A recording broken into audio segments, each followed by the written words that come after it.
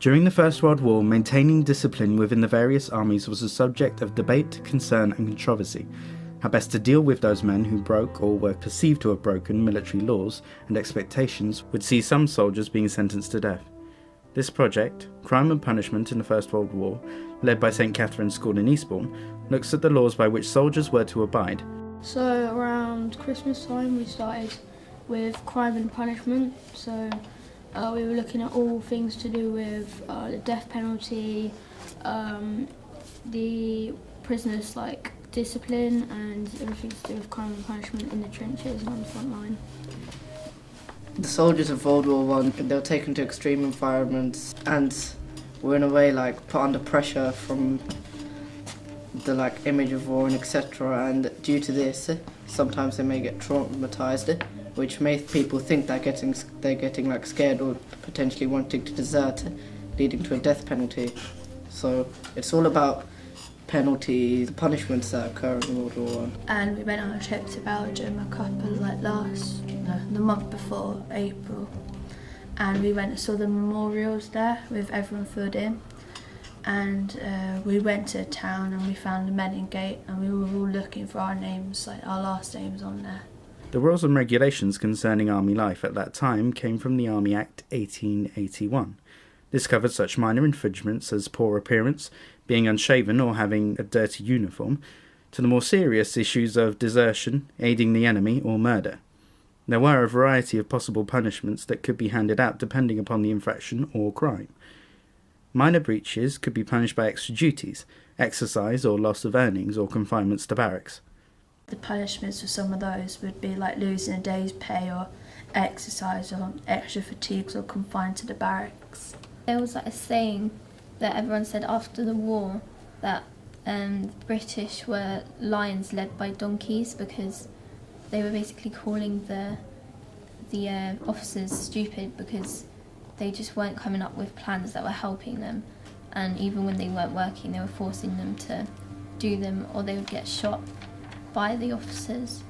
And they were also living in really terrible conditions with a lot of diseases from, I think it was from rats and insects getting in their clothes, and they got trench foot from just standing in mud all day and not cleaning out their socks too often. So a lot of soldiers would have to be sent home before they'd even had to fought properly. We interviewed World War II Army veteran Donald Buggins about what life was like in the army for him and about his childhood just after the First World War. I just left school, 1940. I remember, as I said, I was a choir boy, and at 11 o'clock it was announced that we were at war with Germany. The vicar, Mr. Marriott, got up in the pulpit. We are at war with Germany. Are we? What's that mean? Because we weren't far from Coventry. To come into this with these German bombers going over, and there's Coventry all burning, and because he wouldn't touch Oxford. That was Hitler, not to bomb Oxford. And although they did have a few, but nothing like Liverpool, London. All the village used to go up to this spot and see what was happening, all this flame. The sky was all red because it was dark, obviously. An airfield quite close to us called Upper Hayford, when the German submarines were in Brest in France, these planes used to go over from Upper Hayford and they'd come right over us loaded with bombs, try and bomb all these submarine things. We counted probably about 20 going out, coming back. There was only 15 come back. Obviously the 5 had been shot down. Army veteran Richard Slyman talked to all the students about his life in the army between 1970 and 1980. And there's all got the NCOs and the sergeants, and they're giving you a real hard time. They're pushing you and shoving you and saying, you've got to be here, you've got to be there, you've got to do this, you've got to be doing that, you've got to be wearing this, you've got to be wearing that. And it's all designed to get this thinking. And that's me, meeting Her Majesty the Queen, October 1989. But the Queen actually came up and she was very, very polite, very nice, and she makes you feel the most special person in the world. yeah? When you're walking down the Falls Road in Belfast, you know that the bloke behind you is looking after you because he's watching up there. The bloke in front of you is watching up there. The bloke behind you is watching up there. The bloke on the other side is watching up there. And you leapfrog down the street, and these people are all looking after you. And I got this, and it's called the General Service Medal, and I'm very proud of it. Now when you come out of the army, you get this little red book, and you get what's called a Certificate of Service. This is to give to an employer so you can actually they can actually see about you. One of our volunteers met George Skipper, 94, a Chelsea pensioner veteran of the Second World War. He had been drafted into the army at 18 on becoming a skilled gunner, was posted to the 7th Armoured Division, the Desert Rats in the Middle East. After 14 months, he travelled back to London as driver to Lights of Montgomery and Eisenhower, and while in this role, he worked alongside many people preparing for the invasion of Normandy. At 10 a.m. on the 6th of June 1944, he found himself on a landing craft approaching Gold Beach. With the landing craft sinking and bullets flying overhead, George managed to pull several of his comrades who were unable to swim onto the shore. Together, they made their way across the beach and were part of the advances into occupied France. For that and many other acts of bravery, he was awarded one of the many medals that he now proudly wears. Discipline is essential in the armed forces, as ultimately lives depend on soldiers following orders. It is not something that is perhaps easily understood by those who have only experienced civilian life. One of the things that the army do is they turn around and say, if you don't behave, we're not going to let you do this, we're not going to let you do that. However, if you achieve this level, you can have this. Again, you get to the end there and you've got the end of course party, and the sergeants will buy a beer and things like that. That's the reward. If you don't, then you could end up in jail. But also discipline can mean a number of things as well. Take this, not drinking. You have something called water discipline. Now imagine you're in the desert, the whole class here, you've all gone off on these lorries and things like that, and you're going across the Sahara Desert, and you know it's going to take you a week to get across there in this lorry. So therefore you've got to have petrol, you've got to have spare parts, you've got to food, you've got to have water.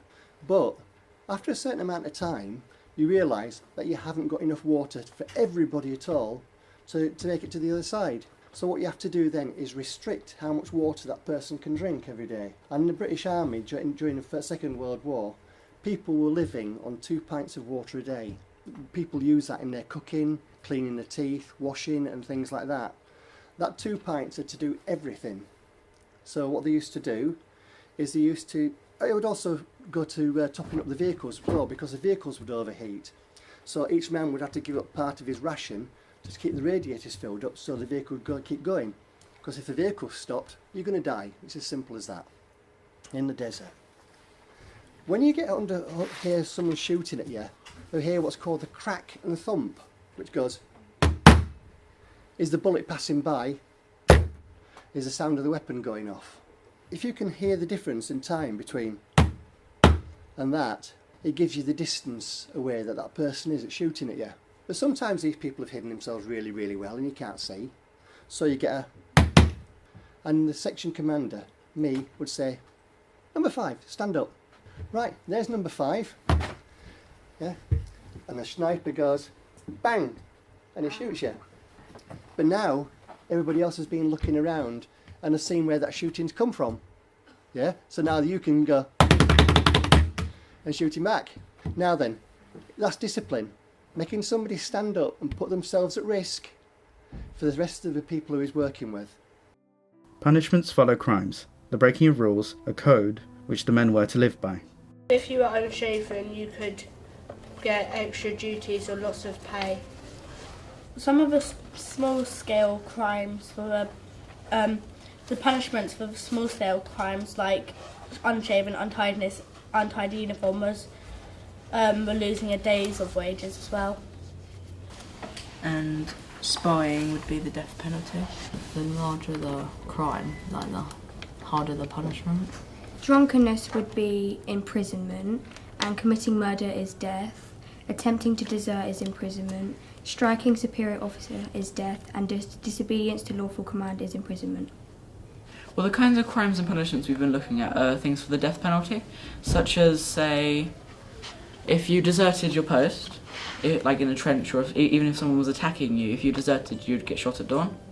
which would mean you'd be put up in a firing squad of 6 people, tied to a post and shot. Well, the other reasons to be shot at dawn, they could have been things for like, cowardice, so running away, again, deserting. You could also say having your rifle clogged with mud, that could also be a thing. Or if your uniform was dirty, you used to get corporal punishments for that as well, like confined to barracks or loss of pay. Crime and punishment leading to death was committing offence of murder, attempting to desert army, disobeying in such a manner as to show an willful defiance of authority, or striking a superior officer. Coward. I would not look on death, which being known men led me to him, blindfolded and alone. So it kind of means like people would go in there and die, not knowing what would happen and be all alone. Because you had to make friends with you, right? Or if you went with people, then you'd be quite glad to be there with people that you knew, but it'd be harder to like watch your best mate die that you've grown up with. You get something called beasting, which was a local thing. When you're the recipient of that beasting, nobody talks to you. Have you heard of the expression called sent to Coventry? Sent to Coventry means isolation. No one speaks to you, no one wants to sit with you, no one wants to be your friend or anything like that, because you've stepped outside the group. Once you step outside that group, then you lose the protection of the group, and it's a job to get back in, to develop the trust from all your friends again, because don't forget, these people are people who you're going to rely on. I was in that position for an hour and a half, and the reason for that is because I answered back. For more serious crimes, soldiers could face field punishment 1 or 2. Soldiers viewed these punishments as humiliating and unjust, and, as a result, they were often used as a potent threat to maintain discipline.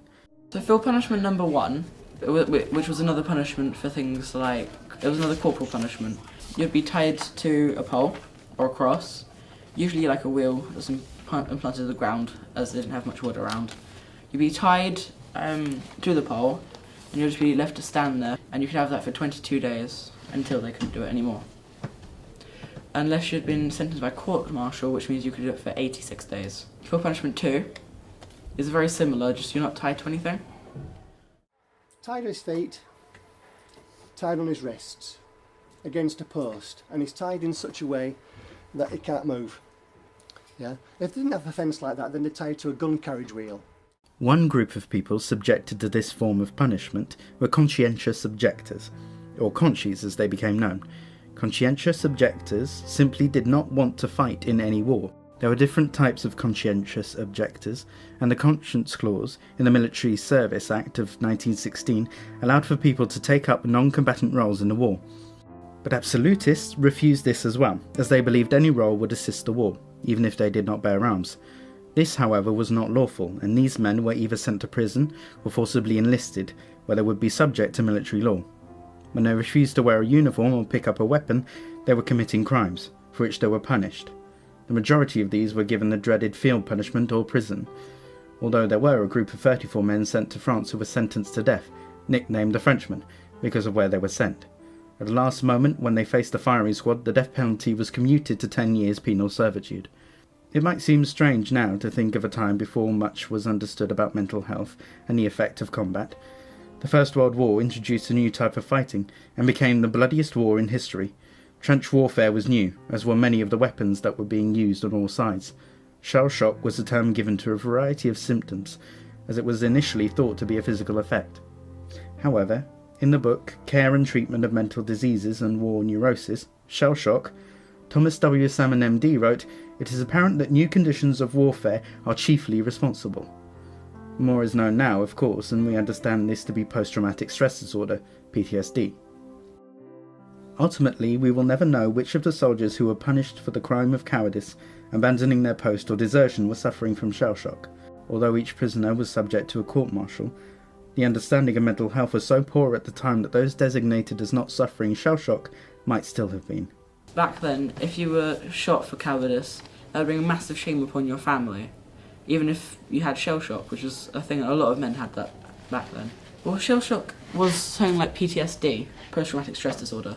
It was brought upon, say, you saw someone getting blown to smithereens by a bomb or something, if you saw that, you probably would never forget that, would you? A lot of people had facial spasms or temporary paralysis. So things like that could also occur because of this. We did a whole lesson on this during our project. We did loads of things like effects it would have, the causes, how you could treat it, and we looked at several different case studies of people that actually had suffered with this, and a lot of them were quite surprising. We watched a video about some people that had suffered with it, and it's just quite eye-opening to see that it was quite a traumatic area to be.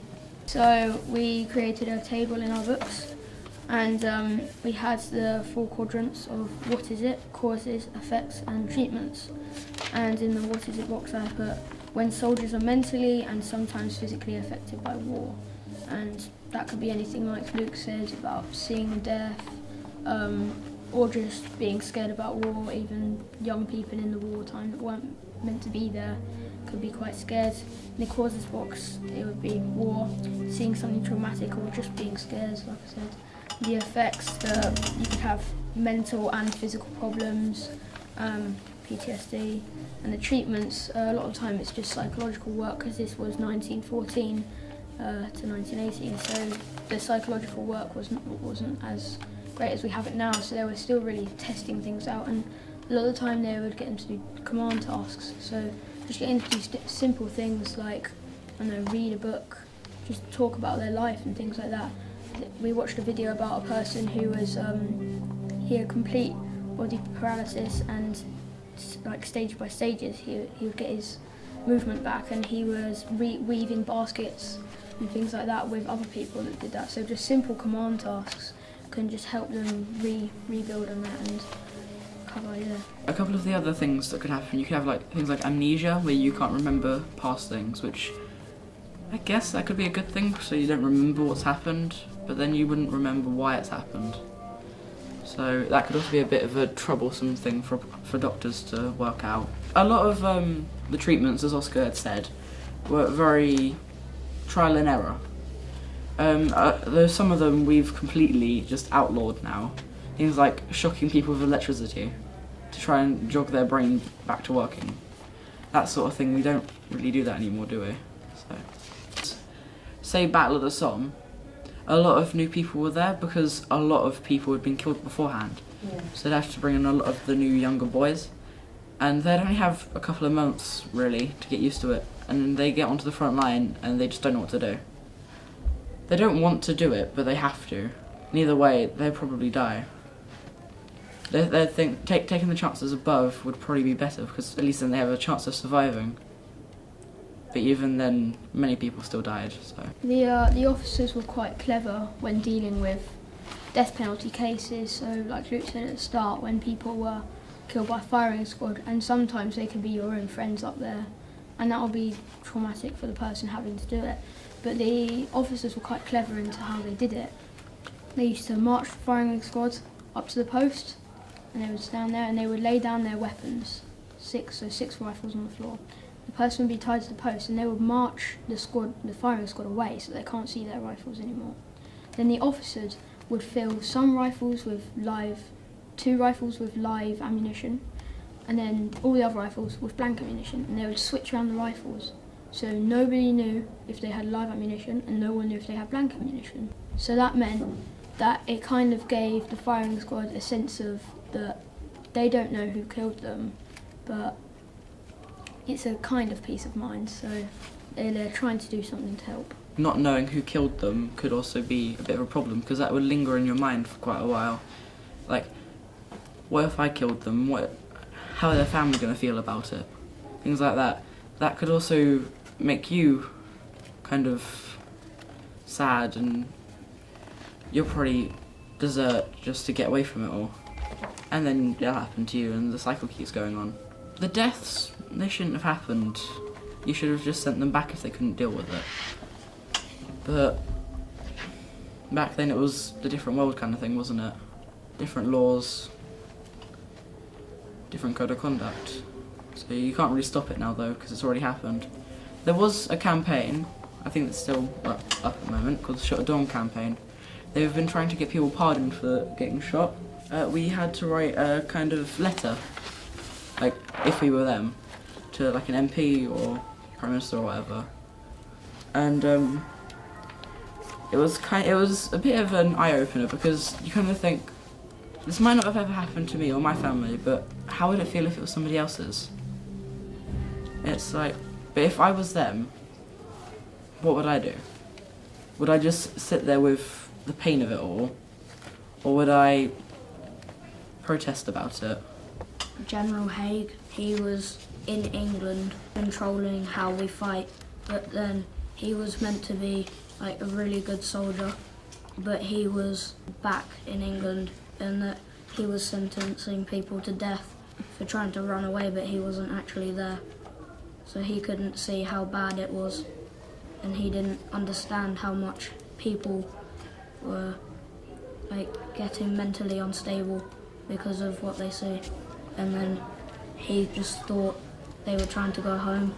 I did about the men who ran from war, who had like really bad like shock from war, like underage men, like I think the youngest was like 14 or something, who had run, but when they were found they were executed for running, because they were basically saying that they weren't being brave and they were just like chickening out.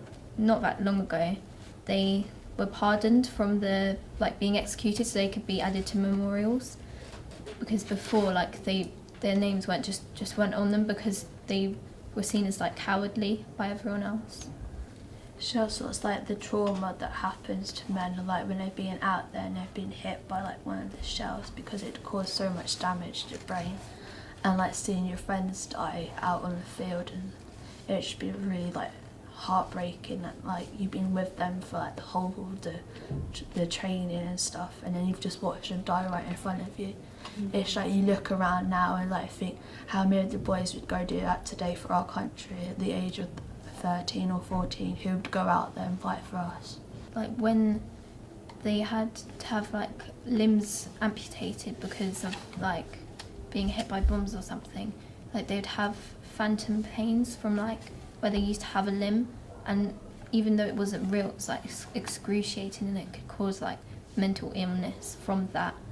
And they would just always think they're in pain and think they can hear bombs and just think that they're still in war when they're not. And like that can cause a lot of problems, and like they might not be able to get employed again once they leave the war because they have so much trauma. Normally provoke the like soldiers who have shell shock. There's only like a specific word or something, such as bombs, which like provoke them. So in one occasion there was this person and the doctor said bombs and he went under a table, and yeah, so that proves it's like the image of war traumatizing them. Over the course of the war, over 3,000 British, Dominion or colonial, excepting Australian, soldiers were sentenced to death, but most of those sentences were then reduced to imprisonment, field punishment, or they were suspended. In total, 346 soldiers were officially executed by firing squad. The Shot at Dawn campaign believed that the men who were executed should be pardoned because of the poor understanding of the effects of war at the time, and asserted that most would have been suffering from at very least some kind of trauma. They believed that those who were executed deserved to be remembered and be part of war memorials. The families had borne the stigma of those men branded cowards for almost a century. In 2006, all those shot at dawn for crimes except murder and mutiny were posthumously pardoned. In 2016, the 3 executed for mutiny, which amounted to little more than a misdemeanour for those concerned, were pardoned as well. Giving them a pardon meant that everyone that fought in the war was thanked in a way because they had helped. Someone was shot at dawn, they wouldn't be on the memorial plaques. They would just be not there. They wouldn't be on there because they didn't like to have them remembered, because they thought that they were all cowards. They had the courage to go out there, but then they saw too much, so they didn't want to do it. And then they just wanted to go home, and they wanted to see their family instead of being on the risk of getting shot by their own side as well if they do something wrong. Well, most of them now have been pardoned, and the families don't have to hide it anymore, because some families were hiding it because they didn't want to be the person who, in the war, their family just ran away because they were too scared of it. And there's a quote for it, and it's, if they ran from German guns, they would get shot by British ones. We were writing about like how they all still fought for the war, even if they did flee. They had a lot of mental problems as well, and they shouldn't have been executed just because they ran away. And some of them like just got lost, and then because they were found so far away, they just assumed that they had run.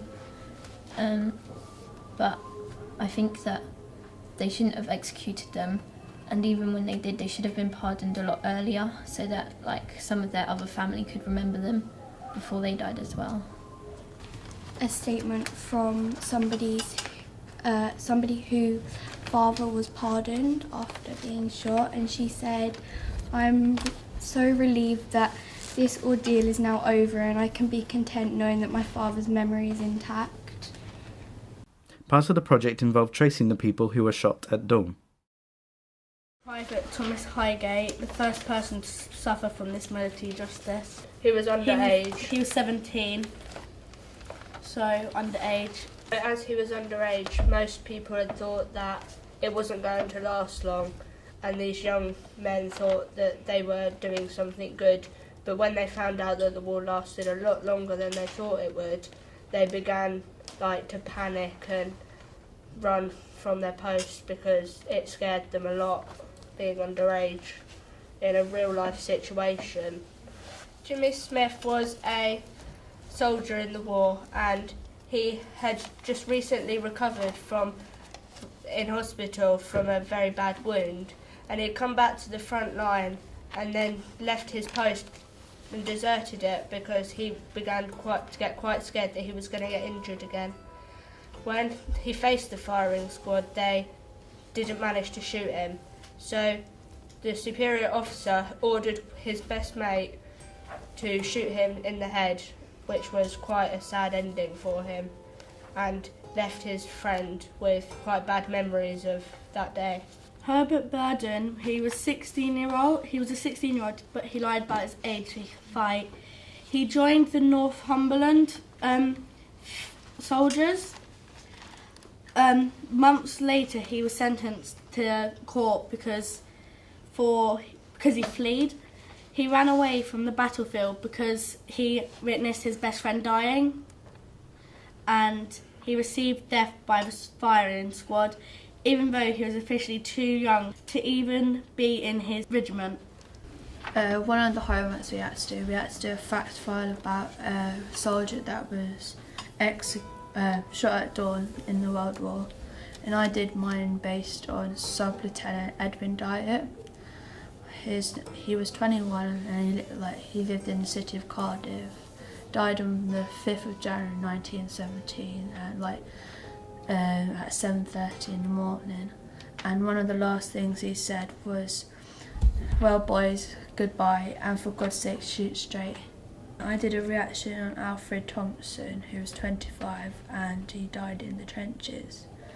And my reaction was that I felt disheartened that they would kill you for having a bit of nerve and a bit of worryingness being out in the war. And especially when you're in the dark and you're watching over everything, you just don't know what's going to come out after you or anything.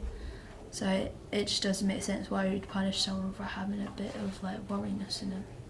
One of the most important aspects of the project is the impact of the project on each individual involved.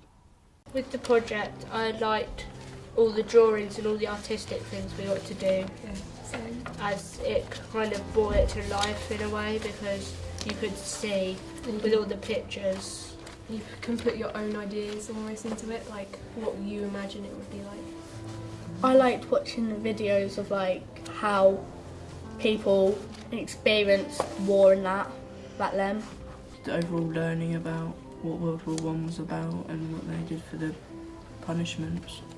Oh, I found it interesting just sort of learning about how people didn't believe people when they were shell shock and stuff, and that the government were really selfish and stuff, that they didn't pardon people that went out to war, and they didn't really respect people as much as they should.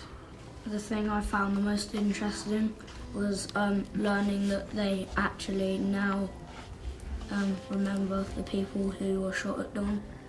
They were lined up, all about to die. One holding a buttercup, none with an alibi. All for cowardice, the first round is fired, everyone powerless. The officers got what they desired, for none were dead, but fear was instilled within their heads, and they were chilled. The squad fire again, everyone still. This is too plain, they are all killed. I, an innocent being, saw plenty of frontline action. I was blown up, tortured by bullets, concussed and suffered shell shock. I could feel the gas filling and contaminating my lungs as I gasped for air. I wanted to run, as I was scared that my life might be taken by a single bullet. As I laid my head upon a stone pillow, my heart pounded, hands trembled, whilst escape plans and routes scattered through my tormented, terrified mind. Should I run, or should I stay? My mind went black. I awoke, chained to a chair. A heavy weight possessed my lungs, and a dark cloud fell upon my eyes. The bellowing bullets rang in my ears like an alarm clock. The sights of struck down men and scattering muscles played in my loops behind my eyes. And the carnage, an undescribable, uncomparable place, revisited my imagination every time I closed my eyes. I think I really enjoyed when we started learning about the crime and punishments and field stuff, because I came from an army background. My mum's in the army, so is my dad. My dad's still out there now. But it's pretty much in my blood, so I'm quite interested in learning about it all. And some of them, some tasks interest me more than others, but I think crime and punishment's been my favourite one so far.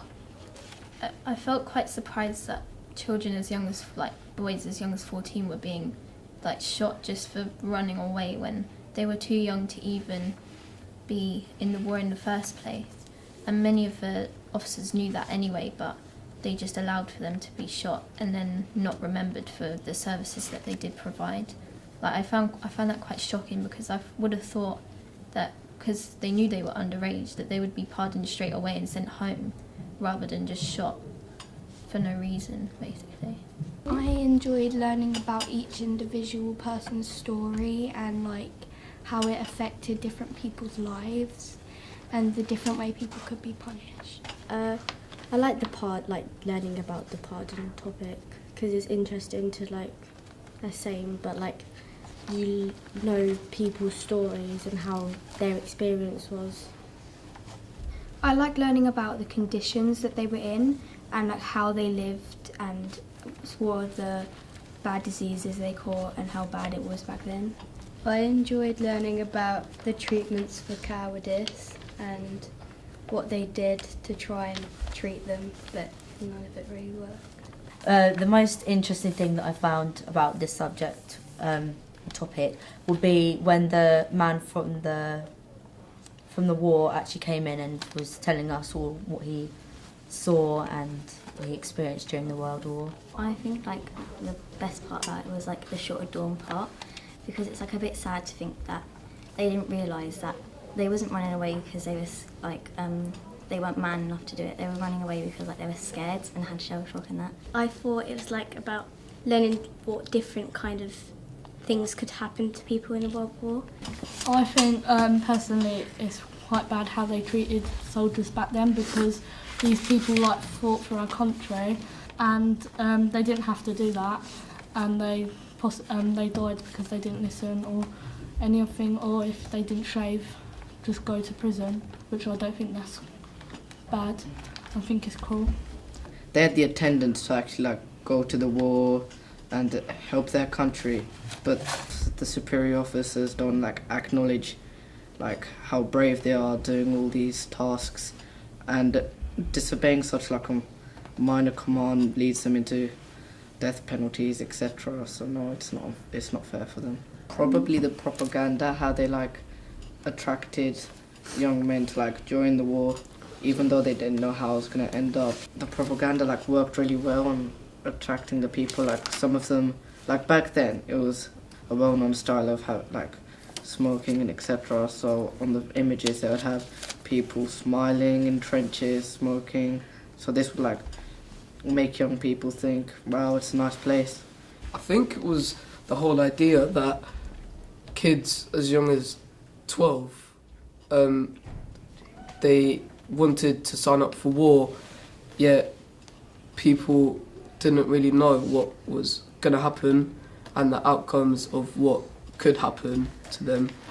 So they came to a realization when they found out what was going to happen to them, as war was really tough. They had to live in trenches for months. They were sent to the front line to go out onto the fields to fight, and not knowing whether they're going to go back home.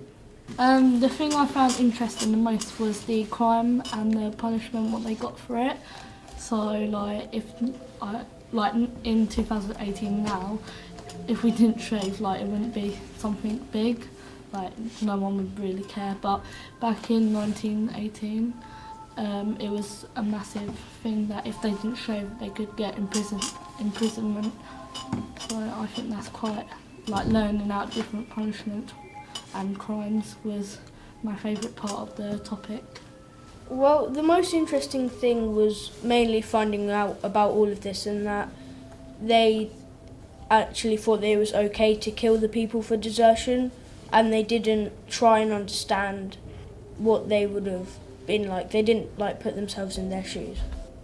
That is quite a bit of a sad thing, that no one really cared to understand. It's not that they didn't or they couldn't, it's that no one tried to. It's quite sad actually that no one tried to reach out or help anyone. And even the medical officers that were supposed to be helping them on their cases wanted them dead.